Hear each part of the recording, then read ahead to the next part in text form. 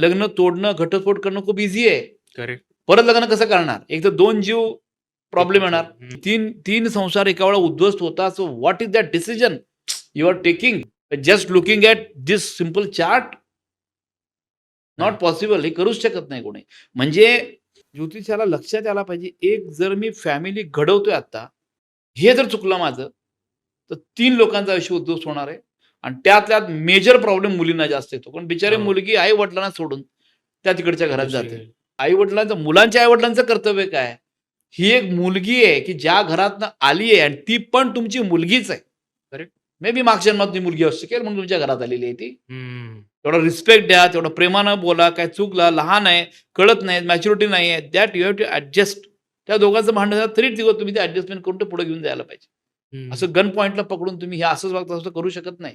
आणि बरोबर. Entire life बदललेलं आहे त्या बिचारीचं. आता मुलीकडे बोललो, मुलांच्याकडून असं बोलू शकतो. काही वेळेला मुलं पण ॲडॅमेंट असतात. माझं बॉय, मग आई का म्हणेल ते बस, उठ म्हणजे उठ, बस म्हणजे असं पण होतं. त्यामुळे प्रॉब्लेम येतो. हम्म. दोघांच्याकडं आता म्हणून आपल्याला लग्न करताना काय करायला लागतं, की हा मुलगा बायकोवर प्रेम करणार आहे की नाही? अच्छा. त्याला संसाराची आवड आहे की नाही? हे पण बरं. महत्वाचं आहे ना. बरं. आता मला एकटंच राहायचंय, नंतर काय लग्नच करा, आई-वडिलांना सांगितलं म्हणून मी लग्न करतो, असं पण असतं. अनेक वेळेला गुण, फक्त 0 गुण, 36 गुण नाही, 0 गुण जुळले, मी सांगतो लग्न करून टाका डायरेक्ट. आय एम रिस्पॉन्सिबल, काय काळजी करू नका. कसं होत बरं. नाही बघू.